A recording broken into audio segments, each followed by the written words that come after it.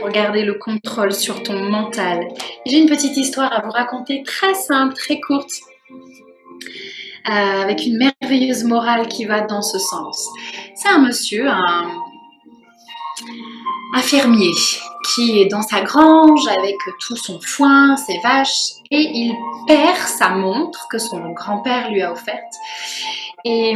il est désespéré, il cherche dans la grange, il cherche dans le foin, il cherche sa montre, il a passé la journée à chercher sa montre, il sait que c'est là qu'il l'a perdue parce qu'il avait sa montre en y allant et en ayant fini sa journée, il ne trouve plus sa montre et il a passé toute sa journée dans la grange.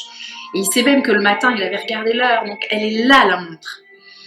Et puis il est dehors désespéré devant sa grange et puis c'est l'heure de la sortie d'école et il voit plein d'enfants sortir de l'école et passer et puis il rameute les enfants et dit les enfants, venez, venez, venez, venez,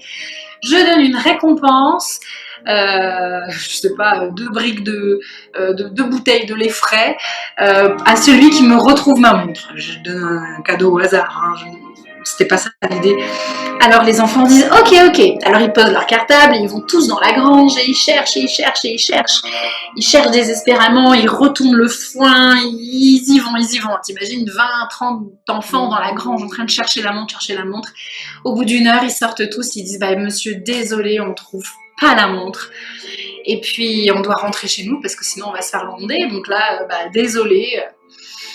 donc les enfants commencent à partir et puis il y en a un qui reste et puis qui dit je peux réessayer juste une fois. Alors le vieux monsieur est bien sûr, vas-y, réessaye juste une fois, mais si 30 enfants ensemble vous n'avez pas réussi à trouver, toi tout seul, en plus tu dois partir, bon, vas-y, essaye. 5 minutes plus tard, le petit garçon ressort avec la montre. Et il la tend au fermier, heureux et ravi, enchanté, émerveillé d'avoir retrouvé son précieux trésor offert par son grand-père.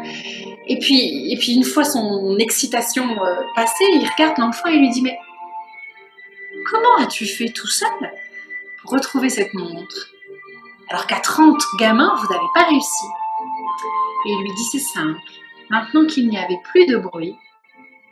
je me suis concentrée pour essayer d'entendre les tic-tac de la montre